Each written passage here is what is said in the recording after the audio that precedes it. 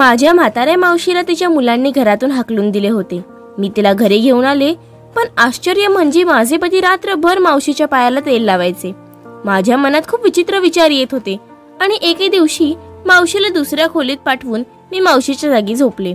पण माझ्या पतीने तेल लावताच मला धक्का बसला. कारण माझे नाव पवनी आहे आणि मी 31 वर्षांची आहे. माझे घर गोव्यात आहे. मी एक सुशिक्षित आणि प्रॅक्टिकल मुलगी आहे आणि माझी पहिल्यापासून अशी धारणा आहे की जे दिसते तेच घडते आणि त्यात काही लपून राहत नाही. परंतु जेव्हा माझ्या डोळ्यांसमोर जे घडले त्याचा विचार करते तेव्हा माझे आयुष्य खोटे असल्याचे दिसते. काही दिवसांपासून मी नोट करते की माझा नवरा माझ्या मावशीच्या खोलीत बसलेला असतो. मला ते खूप विचित्र वाटले. मला माझ्या पतीवर संशय घ्यायचा नव्हता, पण मी काय करू शकते? इथे जे काही घडत होतं ते माझ्या डोळ्यांसमोर होतं. मी कोणाला काही बोलू शकत नव्हते, कारण मी रामचंद्राच्या विरोधात घरच्यांना काही सांगितले असते तर माझेच नुकसान झाले असते. माझा आणि रामचंद्राचा प्रेमविवाह झाला होता. रामचंद्र माझ्या आत्याचा मुलगा होता. आम्ही लहानपणापासूनच एकमेकांच्या प्रेमात होतो. आत्याच्या मुलासोबत सहज लग्न होते हे ऐकायला खूप सोपे वाटते, पण आमच्या बाबतीत असे नव्हते. मी एक काळ्या रंगाची मुलगी होती, पण अभ्यासात खूप हुशार. पप्पाही ग्रंथपाल होते, त्यामुळे घरची परिस्थिती ही सामान्य होती. पण आमचा मामाचा व्यवसाय होता आणि ते खूप श्रीमंत होते. रामचंद्र हा मामाचा एकुलता एक मुलगा होता. तो संपूर्ण कुटुंबातील एक देखणा मुलगा होता. कोणतीही मुलगी त्याच्याशी लग्न करायला तयार होईल. तो देखणा होता, चांगल्या व्यक्तिमत्वाचा मालक होता. त्याच्यासमोर सगळे काही फिके पडायचे. त्याशिवाय त्याच्या वडिलांचा व्यवसाय हा त्याचा प्लस पॉइंट होता आणि तो खूप नकचड स्वभावाचा होता. तो सगळ्यांची नखरे करून बोलायचा. मात्र त्याची जी खरी आई माझी आत्या, जी जिथे बसेल तिथे त्याच्याबद्दल वाईट बोलत असे. पण मला त्याच्यात कधीही कमतरता जाणवली नाही. कोणी कितीही बोलले तरी रामचंद्रांनी माझ्याकडे पाहण्याची तसदीही घेतली नाही. रामचंद्र आणि मला एकाच कॉलेजमध्ये प्रवेश मिळाल्यावर आमची जवळीक वाढली. आम्ही एकाच वर्गात होतो, जिथे मी माझ्या अभ्यासाच्या जोरावर शिष्यवृत्ती घेऊन पोहोचले. मामाचे पैसे आणि शिफारशीमुळे रामचंद्र तिथे आला. त्याने वर्गात माझ्याकडे ढुंकूनही पाहिले नाही. तो बोलतही नव्हता, पण मी सतत त्याच्याकडे पाहत असायची. या जमान्यात जिथे मुलं आधी प्रेमात पडतात तिथे मी त्याच्यावर मन हरवून बसले होते. असाच शांतपणे वेळ निघून गेला आणि मग आमचे प्रेम सुरू झाले. इथे पण मी वर्गात टॉपर आहे आणि त्यामुळे काही मुलं माझी चेष्टा करत होती. एका मर्यादेपर्यंत ठीक होते, पण जेव्हा या विनोदाने मर्यादा ओलांडली तेव्हा माझ्या डोळ्यात अश्रू आले आणि मला माहित नव्हते की रामचंद्र हे सर्व पाहत आहेत.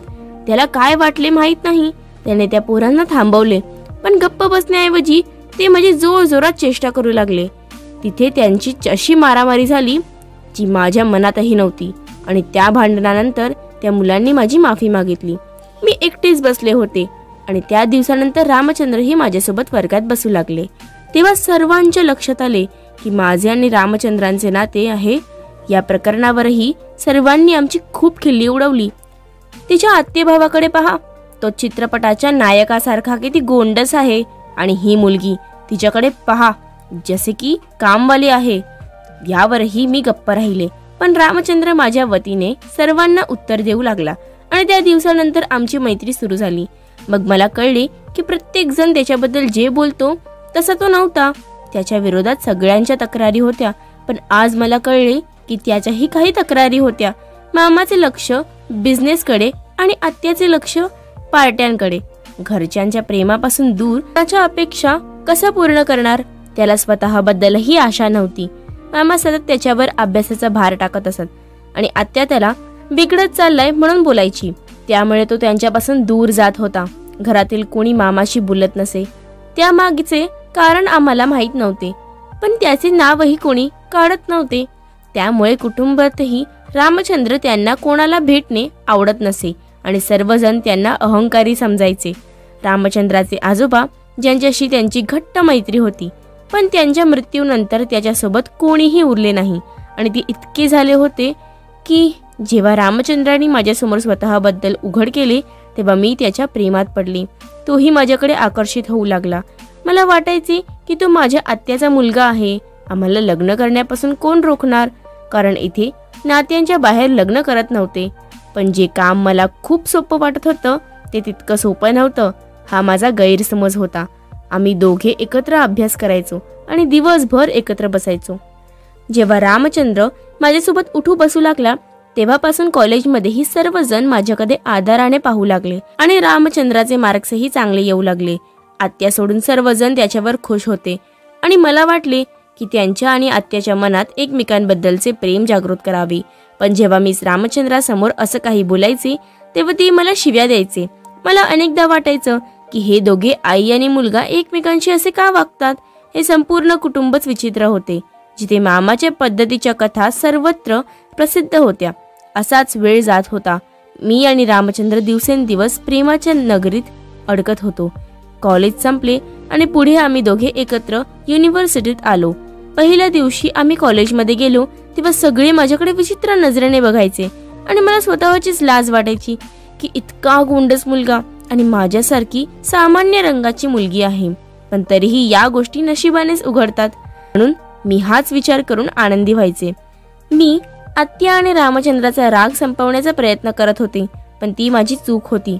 एक दिवस मी आत्याला प्रेम लेक्चर दिले की तो तुमचा एकुलता एक मुलगा आहे. तुम्ही त्याच्यावर प्रेम करा नाहीतर तो तुमच्यापासून दूर जाईल. माझे हे बोलणे ऐकून आत्या रागवतील असे मला वाटले पण हे सर्व ऐकून ती हसायला लागली आणि म्हणाली की रक्त तर रक्तच असतं. या प्रेमाच्या आणि आपुलकीच्या गोष्टीही आपल्याकडे असायला हव्या होत्या. शेवटी तुम्ही ज्या कुटुंबात आहात त्याचा परिणाम होणारच. मला खूप आश्चर्य वाटले पण तिची वृत्ती अशी होती की मी पुढे काहीच विचारू शकले नाही आणि गप्प बसले. मी हे रामचंद्रांना नंतर सांगितले पण त्यांनीही मला गप्प राहण्यास सांगितले आणि सांगितले की आईच्या सवयीबद्दल तुला आधीच माहिती आहे की ती अनेकदा असे बोलते म्हणूनच काळजी करू नको आणि काहीही मनावर घेऊ नको. हे ऐकून मी पण एकदम आरामात पडले आणि मग घरात माझ्या लग्नाची चर्चा सुरू झाली. हे ऐकून मी ताबडतोब रामचंद्राला फोन केला आणि त्याच्या कुटुंबियांना घेऊन येण्यास सांगितले आणि माझ्या घरीही सांगितले की मी घरच्यांशी बोलते. माझे हे ऐकून वडील गप्प झाले होते पण आई मात्र रडायला लागली होती. मी काय चुकीचे काम केले आणि म्हणून मी सर्वांकडे आश्चर्याने पाहत होते. दुसरीकडे जेव्हा रामचंद्र आपल्या कुटुंबासोबत नात्याबद्दल बोलत होते तेव्हा तिथेही असेच दृश्य होते. मामा हे सर्व जाणून खोलीत बंद झाले आणि आत्याचा राग गगनाला भिडला होता. ती माझ्यावर आणि माझ्या नानीहालच्या लोकांवर चिखलफेक करत होती. आम्ही दोघेही खूप अस्वस्थ होतो कारण दोन्ही घरात शोककळाप असल्याने या परिस्थितीत आमचे लग्न होणे अशक्य वाटत होते. खूप प्रयत्न केला. कोणीतरी आतली गोष्ट सांगा. खरी गोष्ट काय आहे. 25 वर्ष जुनी गोष्ट पुन्हा होत आहे अशी आई म्हणत होती पण अनेक प्रयत्न करूनही संपूर्ण कुटुंबातील कोणीही तोंड उघडले नाही. आता आमच्याकडे दोनच मार्ग होते. एकतर आम्ही दोघेही आमच्या प्रेमातून वेगळे होऊ किंवा पळून जाऊन लग्न करू आणि आम्हाला वेगळे व्हायचे नव्हते म्हणून आम्ही दुसरा मार्ग निवडला. रामचंद्र आणि माझे कोर्ट मॅरेज नंतर आम्हा दोघांनाही खूप दिलासा मिळाला आणि त्यांनी या लग्नाबद्दल संपूर्ण कुटुंबाला सांगितले. आम्हाला वाटले होते की आता सर्वजण सहमत होतील पण हा आमचा गैरसमज होता कारण या लग्नानंतर माझ्या आईने मला इतकं मारलं की माझ्या अंगातून रक्तस्राव होऊ लागला. मामा रामचंद्राला काही बोलले नाही पण आत्याने त्याचं जगणं हराम करून त्याला घर सोडण्यास भाग पाडले. मामाच्या व्यवसायाचा कारखान्यातून त्याचे काम सुरळीत चालू होते. मामाने त्याला आधीच एक कारखाना सांभाळण्यासाठी दिला होता त्यामुळे त्याच्यासाठी सर्व काही ठीक होते परंतु त्रास माझ्यासाठी होता. सर्वांनी मला समजावून सांगण्याचा खूप प्रयत्न केला पण मी कोणत्याही प्रकारे रामचंद्रापासून वेगळी होण्यास तयार नव्हते आणि शेवटी कुटुंबातील सर्व सदस्यांना माझी जिद्दीला बळी पडून मला साधेपणाने निरोप देण्यात आला. आमच्या लग्नाला फारसे लोक आले नाहीत. आमच्या कुटुंबातील अनेक सदस्यांना निमंत्रितही केले नव्हते पण रामचंद्राने एक छान पार्टी आयोजित केली होती. या लग्नाची माहिती संपूर्ण शहराला लागली आणि आम्ही आमच्या घरी आलो होतो. जीवन जोमात होते. सगळीकडे उजेड दिसत होता. रामचंद्राचे प्रेम दिवसेंदिवस वाढत चालले होते आणि मी त्याला माझे नशीब मानत होते कारण सर्वांनी मला सांगितले होते की रामचंद्र तुला सोडून जाईल. तो तुझ्यावर प्रेम करत नाही, उलट तुझा वापर करत आहे आणि तुझा वापर केल्यानंतर तो तुला कधीच स्वीकारणार नाही. पण रामचंद्राने आपल्या वागण्याने लोकांचे म्हणणे चुकीचे सिद्ध करून मला राणी म्हणून ठेवले. तो खूप मेहनत करत होता आणि 2 वर्षात त्याने इतकी प्रगती केली की एका कारखान्याचे 2 कारखाने केले. याच काळात माझ्या घरी 2 जुळी मुले आली. सर्व काही अगदी सुरळीत चालले होते. पण माझ्या मनात एकच अडचण होती की आई वडिलांचे आशीर्वाद माझ्या पाठीशी नव्हते. मामाही आमच्या घरी आले नाहीत. कुटुंबापासून तुटल्यानंतर मला अजिबात आनंद झाला नाही. कारण असं म्हणतात की कुटुंबापासून दूर राहून माणूस जिवंत राहतो पण जगणं विसरतो. माझ्यासोबतही असेच घडले. पण मी माझ्या आई वडिलांची मने जिंकण्याची संधी शोधत असे. मला त्यांचा आशीर्वाद मिळावा असा काहीतरी मार्ग असावा. मामांनी आधीच होकार दिला होता, पण कौटुंबिक गोष्टीमुळे ते आमच्यापासून दूरच राहायचे.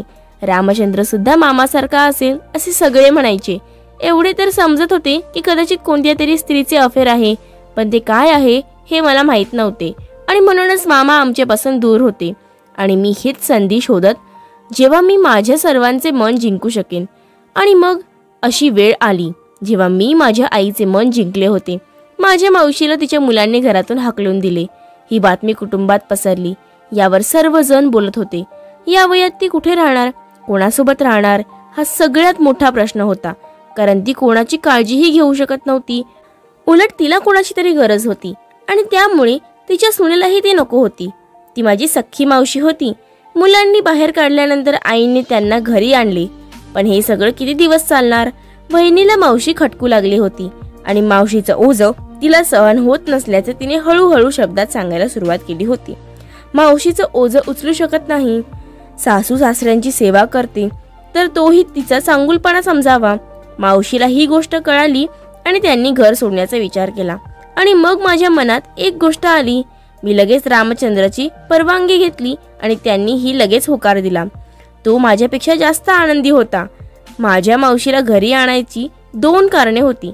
एक म्हणजे मला माझ्या आईचे मन जिंकायचे होते आणि दुसरे म्हणजे मला माझ्या घरात एक वृद्ध व्यक्तीची सावली हवी होती. आणि म्हणूनच मी माझ्या मावशीला माझ्या घरी आणले. मावशी ही मनाने खूप चांगल्या होत्या. तिला जे जेवण देईन ते ती खायची. तिच्या येण्याने आई ही इथे येऊ लागली. त्यातही ती खुश होती. पण रामचंद्र रोज रात्री मावशीच्या पायाला रात्रभर तेल लावायचा हे मी लक्षात घेतलं. मला फार आश्चर्य वाटले की तिथे रामचंद्राचे काय काम आहे. पण मी काहीच बोलू शकत नाही. या समस्येमुळे मी अनेक रात्र झोपू शकले नाही आणि विचार केला की ते तिथे काय करत असतील. मनात खूप वाईट विचार यायचे आणि आईचे शब्द आठवायचे. पण ती म्हातारी आहे असे समजून गप्प बसायची. पण दुसरीकडे पुरुष हा पुरुष आहे असे वाटायचे. त्याला काय फरक पडतोय, तरुण आहे की वृद्ध. म्हणूनच मी एक दिवस विचार केला की ही समस्या सोडवावी लागेल. आणि मग मी त्या रात्री माझ्या मावशीला मुलांसोबत झोपावले आणि मी माझ्या मावशीचे ब्लँकेट पांघरून झोपले. आता मी रामचंद्राची वाट पाहत होते. तो आला आणि माझ्या पायाला तेल लावू लागला. मी तो काहीतरी बोलेल याची वाट पाहत होते. पण जेव्हा तो बोलला तेव्हा मी भान गमावले. कारण तो मला आई म्हणत होता. माझे शरीर सुन्न झाले. हे काय चालले आहे. माझी मावशी रामचंद्राची आई कशी असेल. आता तो काय बोलेल माहित नाही. दारातून आवाज आला आणि मावशी आत शिरल्या. त्यांना पाहून रामचंद्र हादरला आणि त्याने ब्लँकेट काढले. मी शांतपणे त्या दोघांकडे पाहत होते. माझी मावशी तिला औषध घ्यायला आली आणि रामचंद्र मला मावशी समजून माझ्या पायाला तेल लावत होता. दोघेही गप्प बसले आणि मग मी मौन तोडले आणि दोघांनी विचारले की ते माझ्यापासून काय लपवत आहेत. रामचंद्र तुला आई कसे म्हणू शकतो, कारण मावशीची मुलं रामचंद्र आणि माझ्यापेक्षा अनेक वर्षांनी मोठी होती. मग हे सगळं कसं घडलं. माझ्या या प्रश्नांवर रामचंद्र गप्प बसले. पण मग मावशींनी मौन तोडले आणि म्हणाल्या की माझ्यासोबत जे घडले ते कोणत्याही महिलेसोबत घडू नये. माझे असे काम होते त्यामुळे मी आजपर्यंत गप्प राहिले. सगळे कुटुंब माझ्यावर हसत आहे, पण आज तुला सांगणे गरजेचे आहे. आणि मग ते सांगू लागले. मी बहिणी आणि भावांमध्ये मोठी आणि सर्वांची लाडकी होते आणि अभ्यासात खूप हुशार होते आणि खूप जबाबदारही होते. वडिलांनी सगळ्यांना मोठ्या ऐशो आरामात ठेवले होते. पण एके दिवशी वडिलांचे निधन झाले आणि आमचा संसार उद्ध्वस्त झाला. त्यावेळी मी 22 वर्षांची होते. पण इतर बहिणीही आणि भाऊ लहान होते. मी सर्वांची जबाबदारी घेतली आणि कशी तरी नर्सिंगची नोकरी मिळवली. मी आईला वडिलांसारखे देऊ शकले नाही, पण कसे तरी मी माझ्या भावा बहिणींना वाढवू लागले. आणि 2-3 वर्षांनीच कळलं की दोन्ही लहान बहिणीही तरुण झाल्या आहेत आणि त्यांच्या लग्नाची वेळ आली आहे. ते मी माझे कर्तव्य म्हणून पार पाडले आणि त्या दोघींसाठी अनेक सामान घेण्याचा प्रयत्न केला. खूप गोष्टी केल्या आणि वडिलांची उणीव पूर्ण करण्याचा खूप प्रयत्न केला आणि त्याचप्रमाणे दोन्ही बहिणी आपल्या घरच्या झाल्या. भावांचेही कर्तव्य होते. या सर्व काळात पवनीच्या आईने मला खूप साथ दिली आणि धीर दिला. माझी काळजी घेणारी ती एकटीच होती. ती पुन्हा पुन्हा म्हणायची की माझ्या लग्नाचे वय निघून चालले आहे. बहीण आणि भाऊ मोठे होतील, पण मला ते मान्य नव्हते. या दरम्यान माझे सुषमाच्या घरी माझे येणे जाणे चालू झाले आणि तिथे मी सुषमाचा दीर राजेश यांना भेटले. मला तो खूप आवडायचा, पण तो माझ्यापेक्षा लहान होता. त्याने माझ्याशी मैत्री वाढवली आणि त्याचा नंबर दिला. आम्ही रोज भेटायचो आणि अनेक तास बोलायचो आणि त्याला माझ्याशी लग्न करायचे होते. मलाही तेच हवे होते, पण तो माझ्यापेक्षा खूप लहान होता. मी त्याला खूप समजावले की आपला जोडा जमत नाही, पण त्याने ऐकले नाही. तो अजून काही काम करत नव्हता. एक दिवस सांगितले की त्याला व्यवसाय करायचा आहे. घरातील कोणीही पैसे द्यायला तयार नव्हते. मग मी विचार केला की मी स्वतःसाठी जमा केलेले पैसे मी त्याला द्यावेत. शेवटी तो आपल्यासाठी हे सर्व करत आहे. या दरम्यान आमचे नाते खूप वाढले आणि त्यावेळी व्यवसायातही नफा होऊ लागला आणि मग मला समजले की मी गर्भवती आहे. हे मी राजेशला सांगितल्यावर त्याने नकार दिला, पण माझ्याकडे सर्व पुरावे होते. काही दिवसात घरच्यांमध्येही हा प्रकार पसरला, पण तो माझ्याशी लग्न करायला तयार नव्हता. तो म्हणाला तो फक्त माझ्यासोबत वेळ घालवत होता आणि पैसे गोळा करण्यासाठी माझ्यासोबत होता. लग्न करण्याचा त्यांचा कोणताही विचार नव्हता. त्याला त्याच्या वर्ग मैत्रिणीशी लग्न करायचे होते. मी खूप रडले, पण तरीही राजेशचं लग्न झालं आणि माझ्या घरी रामचंद्राचा जन्म झाला. तेव्हा घरच्यांनी राजेशला सांगितलं की हे मूल तुझं आहे, तू त्याला वाढवशील. ती कुमारी मुलगी या मुलाचे काय करणार? आणि त्याच प्रकारे मला रामचंद्रापासून दूर राहावे लागले. 2-3 वर्षात तरुण पण दडपडलं आणि याच कारणामुळे ज्या माणसाशी माझं लग्न झालं त्याला 4 मुलं होती. ती सगळे शाळेत जायची. खरं तर मोठा मुलगा तेव्हा कॉलेजला होता. मी त्याची आई झाले आणि सर्वजण ते विसरून गेले, पण मी त्याची आई नाही ते त्या मुलांना माहीत होते. म्हणून त्यांनी वडिलांच्या मृत्यूनंतर मला धुसफूस करायला सुरुवात केली आणि शेवटी मला घराबाहेर हाकलून दिले. रामचंद्राला माझ्याबद्दल काहीच माहीत नव्हते, कारण आम्ही त्याला कधीच काही सांगितले नाही. पण काही दिवसांपूर्वी सुषमा मला भेटायला आली. आम्ही बोलत होतो. रामचंद्राने ऐकून संपूर्ण वास्तव जाणून घेतले आणि तेव्हापासून तो माझी सेवा करू लागला, कारण त्याला आयुष्यभर सेवा करण्याची संधी मिळाली नाही. म्हणूनच बेटा, रामचंद्राबद्दल काही चुकीचा विचार करू नकोस. चूक माझीच होती. मावशीसोबत हे सगळं झालं हे ऐकून मी दगडासारखं झाले आणि गप्प राहिली. शेवटी एवढी वर्षे तिने हे सर्व कसे सहन केले असेल, पण देवानेही मामाचा चांगलाच सूड घेतला होता. हे वास्तव कळून आज 4 वर्ष झाली. आज परिस्थिती बदलली आहे. मला अजून 2 मुलं आहेत. माझी मावशी आमच्या घरी राहते. मी आणि रामचंद्र त्याची खूप सेवा करतो. ती खूप छान आहे. आम्हा दोघांना तिला आयुष्यभराचा आनंद द्यायचा आहे. आईनेही माझ्याशी सहमती दर्शवली आहे आणि रामचंद्रावरही प्रेम आहे. त्यांना खात्री आहे की रक्तामुळे फरक पडत नाही. नशीब आहे.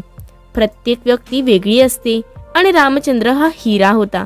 मामाच्या मृत्यूला बरीच वर्ष झाली आणि त्यांच्या मृत्यूनंतर आत्या डिप्रेशनमध्ये गेल्या आणि परिस्थिती अशी झाली की तिला वेड्यांच्या हॉस्पिटलमध्ये पाठवावे लागले. मी अनेकदा विचार करते की एखादी व्यक्ती लालसेपोटी दुसऱ्याशी किती वाईट वागते आणि मग तीच गोष्ट समोर येते. इतर काही नाही तरी सर्व लोकांनी चांगल्या गोष्टी शिकाव्या अशी माझी इच्छा आहे. धन्यवाद.